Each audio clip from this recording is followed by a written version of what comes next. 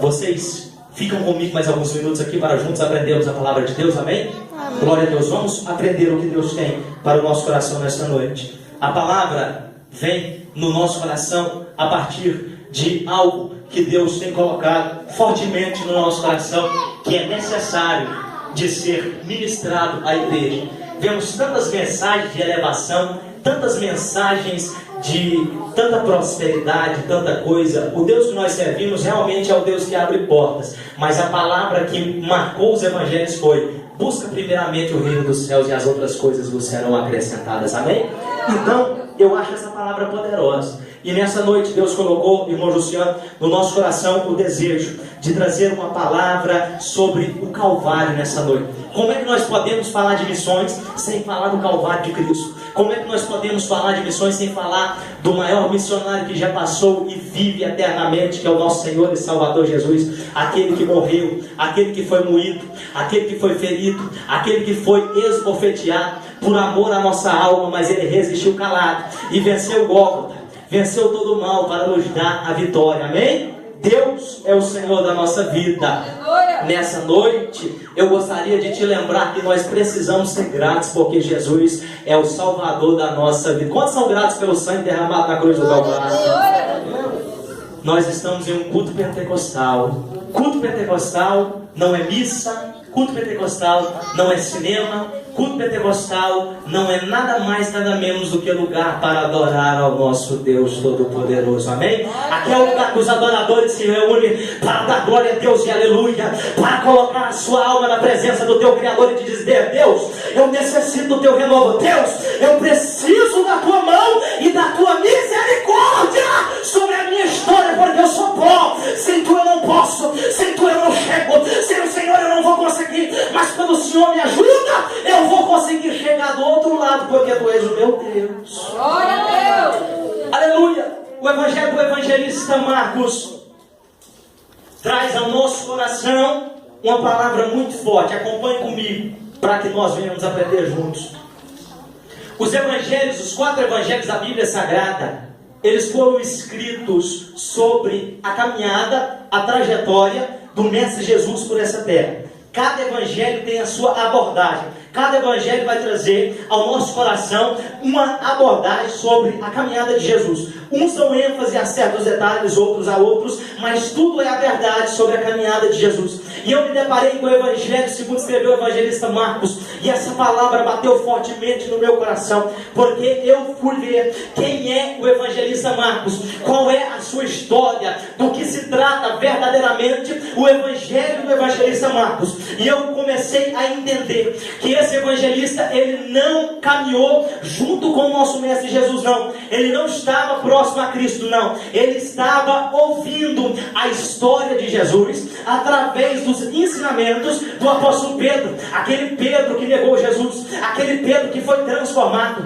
aquele Pedro que foi transformado em um missionário para a glória de Deus, contou as histórias do mestre. E o evangelista Marcos foi escrevendo o seu livro através das histórias contadas. A história diz que Pedro contou essa história no ano de 66, depois que Cristo havia morrido e ressuscitado. Pedro então conta a história de Jesus, a história verídica, a história da morte e ressurreição, a história do amor maior, a história da paixão de Cristo pelos teus servos e pela tua igreja, a história do nosso Salvador dessa terra, os teus milagres, os teus feitos, as tuas maravilhas, as libertações que foram feitas através do nome do nosso Cristo Todo-Poderoso. Marcos agora vai relatar o escrito. A história diz que esse livro foi escrito desde Roma, 66 anos depois da morte de Cristo. E vamos prosseguindo. Houve uma grande perseguição à igreja do Senhor na época da igreja primitiva. A história diz que uma grande perseguição foi levantada, e na época da perseguição o rei Nero começou a matar os evangélicos. O rei Nero começou a matar os cristãos, aqueles que declaravam a sua fé iminente, infalível e concreta em Cristo Jesus. Eles declaravam, e a igreja começou a ser extinguida, a igreja começou a ser assassinada, perseguida, apedrejada, e começou uma grande perseguição. A Bíblia diz que no ano do reinado do rei Nero foi morto Paulo e também foi morto Pedro. pela perseguição do Evangelho. Paulo foi arrancado o pescoço, não? E Pedro foi morto à espada. E a Bíblia Sagrada diz que houve uma grande perseguição. Crucificado de cabeça, como é bom aprender. Crucificado de cabeça para baixo, o seu sangue pingava, molhava a terra. E ele, o apóstolo Paulo, foi morto com a cabeça decapitada. Então, irmãos, o Evangelho de Marcos vai trazer algo forte aos nossos corações. Irmãs, o Evangelho de Marcos vai trazer algo que relata ao nosso coração o que é o amor de um Deus Todo-Poderoso. Esse Evangelho, ele está centrado, o centro desse Evangelho, ele está centrado no Filho de Deus, que veio a essa terra para padecer, para morrer, para ser crucificado, para ser martirizado, por amor de muitos seres humanos que aceitariam o seu nome como Salvador e reinariam com ele eternamente um dia na glória. Jesus é o centro do Evangelho de Marcos. Aí eu começo a me interessar muito por esse Evangelho, porque o Cristo, aquele que morreu, aquele que padeceu, é o centro do Evangelho. Marcos aqui, ele vai citar alguns pontos importantes do seu Evangelho, e eu quero destacá-los junto com vocês, nessa noite. Ele pregou que Jesus iria morrer, ele escreveu que Jesus iria morrer, que ao terceiro dia ele seria ressuscitado dos mortos, e seria ascendido ao céu de glória, para eternamente morar com seu Pai nas mansões celestiais. O primeiro ponto que eu gostaria de salientar nessa noite do Evangelho de Marcos é que dentre tantas grandezas desse Evangelho existem alguns pontos que chamam a atenção da igreja, que precisam de chamar. Um dos pontos que somente o evangelista Marcos vai dizer, nos 4 evangelhos, somente ele vai dizer, se alguém, que o próprio Cristo falou, se alguém quiser vir após mim, a primeira coisa que deve fazer para fazer missões de Cristo é renunciar a si mesmo. Renuncia a si mesmo, toma a sua própria cruz, carrega ela e me segue, disse o Senhor Jesus Cristo.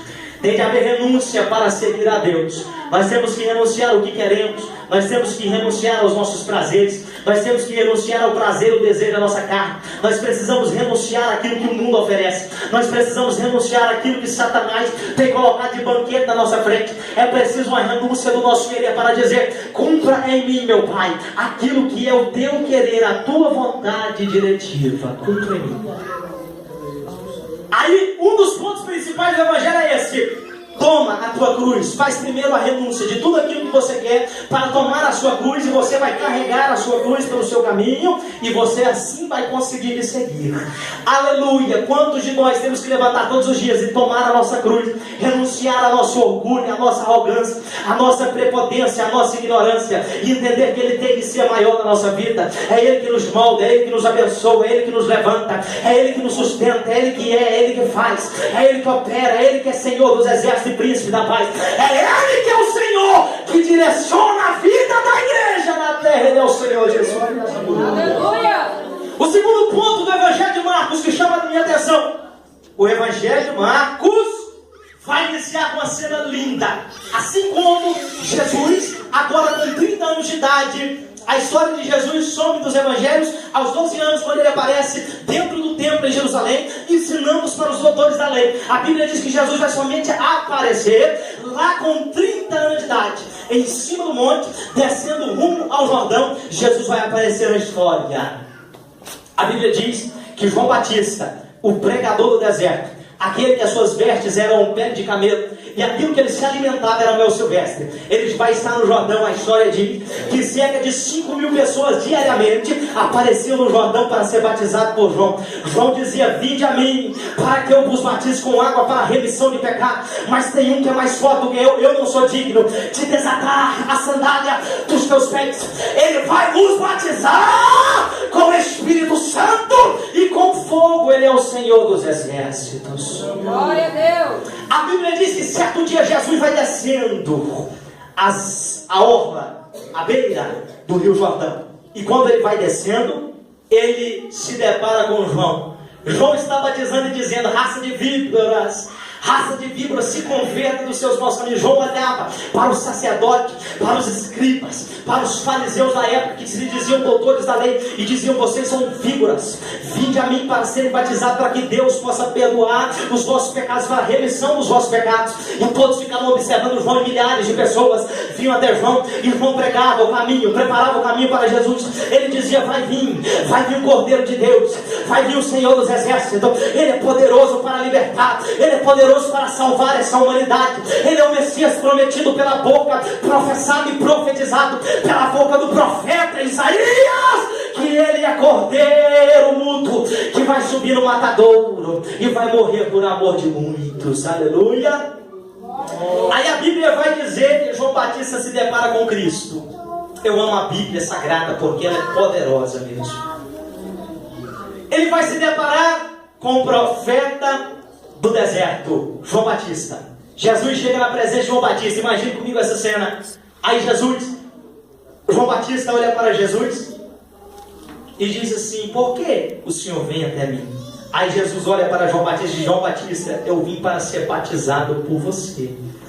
Aí João Batista cai por terra de joelho e diz: Senhor, é eu que careço ser batizado pelo Senhor. É eu que careço, eu não sou digno de me batizar. Jesus diz na Bíblia que vai olhar para João Batista e vai dizer: me batiza para que se cumpra a palavra da profecia. A Bíblia Sagrada diz que João agora batiza Jesus. Jesus se levanta do Jordão, o Espírito Santo em forma corpórea de pomba assenta no seu ombro, e ali começa o ministério de Jesus. Deus olha para a terra e diz: eis aí o meu filho amado, em quem me comprazo. Ele é o meu filho amado. Glória a Deus. Aí a Bíblia vai dizer que o ministério de Jesus vai começar na terra. Jesus veio para trazer espada, Jesus veio para cortar o pecado, Jesus veio para cortar a iniquidade, Jesus veio para libertar os cativos e oprimidos do diabo, Jesus veio para desfazer as obras de Satanás, Jesus veio para trazer a vida onde havia morte, Jesus veio para trazer restauração onde havia destruição, Jesus veio para trazer a vida e vida com abundância, porque Ele é o Senhor da nossa história. Glória a Deus. Todos estão entendendo? Podem levantar a mão, esboçam uma reação de glória e aleluia. Ele é o Senhor da nossa história. Aleluia, Jesus querido. Aí, vai continuando. O Evangelho de Marcos é considerado o primeiro evangelho de Diácono Ismael a ser escrito na Bíblia. O primeiro evangelho a ser escrito dos quatro é o Evangelho de Marcos. Marcos foi o primeiro. Aí, sendo ele o evangelho mais antigo da Bíblia. Terceiro ponto, que é forte demais, que vai marcar o Evangelho de Marcos. Uma palavra linda. Quando já não ouviram falar essa palavra? Quando já não ouviram alguém ministrar sobre essa palavra? Jesus, quando ele está na cidade de Cesareia, a cidade de Filipe, Jesus agora olha para os seus discípulos e faz uma pergunta para os seus discípulos: meus discípulos, para vocês, quem sou eu? A Bíblia diz que os discípulos começam a perguntar. Jesus diz: para vocês, quem sou eu? Antes um pouco Jesus vai dizer para o povo: o que o povo diz que eu sou? Quem eu sou? Aí a palavra diz que eles dizem: não, alguns dizem, irmão Luciano, alguns dizem que o Senhor é Jeremias, alguns dizem que o Senhor é Elias. E o povo começou a falar. Aí Jesus vai olhar para dentro dos olhos dos discípulos e vai dizer: meus discípulos escolhidos, e para vocês, quem eu sou? A Bíblia diz que o Espírito Santo de Deus vem sobre a vida de Pedro. Pedro olha para Jesus e diz: tu és o Cristo de Deus na terra, tu és o Senhor dos Exércitos. Aleluia!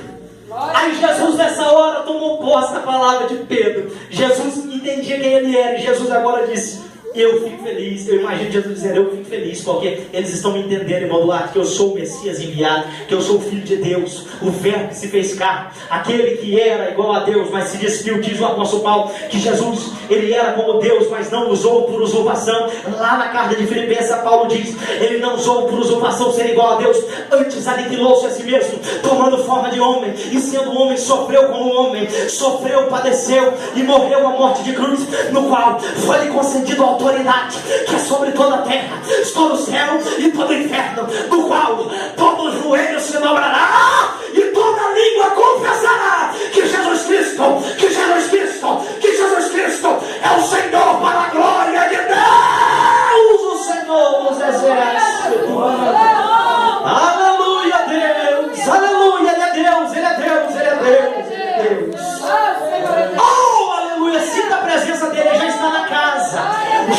dele recende, a presença dele recende. Quando você adora, ele pode curar a tua enfermidade. E quando você adora, ele pode visitar o teu filho, a tua filha. E quando você adora, ele pode visitar a tua casa, o teu marido, com um milagre sobrenatural da libertação. Aleluia! Ele pode visitar a tua história enquanto você está adorando. Ele é Deus! Contemple a presença desse Cristo na tua história. Ele te libertou, ele te salvou, ele te purificou de todo o pecado. Ele transformou a tua história para você adorar a ele. Eu não valia nada, você não valia nada, mas ele disse: o meu sangue vai te purificar de todo o pecado, de todo o pecado, de todo o pecado, de toda a iniquidade, de toda a transgressão. Meu sangue vai te purificar do pecado. Aleluia, aleluia. É somente o sangue de Jesus. Oh, Senhor é Deus. Nós nascemos para adorar a Ele. Eu não prestava, não valia nada. Vivia no mundão, vivia na vida de promiscuidade. Aí Jesus olhou para mim e falou: não é assim que eu te formei, eu não te escolhi para isso, pastor Deus. Aí eu: não é dessa maneira que eu te quero. Não é. Eu te escolhi para ser diferente na terra. Eu te escolhi para falar verdades. Eu não te escolhi para ser mentiroso. Eu não te escolhi para ser nenhuma outra coisa a não ser um adorador. Aí ele veio com seu amor inefável, me abraçou e disse: tu és meu. Como diz o profeta Isaías: eu te chamei pelo teu nome, te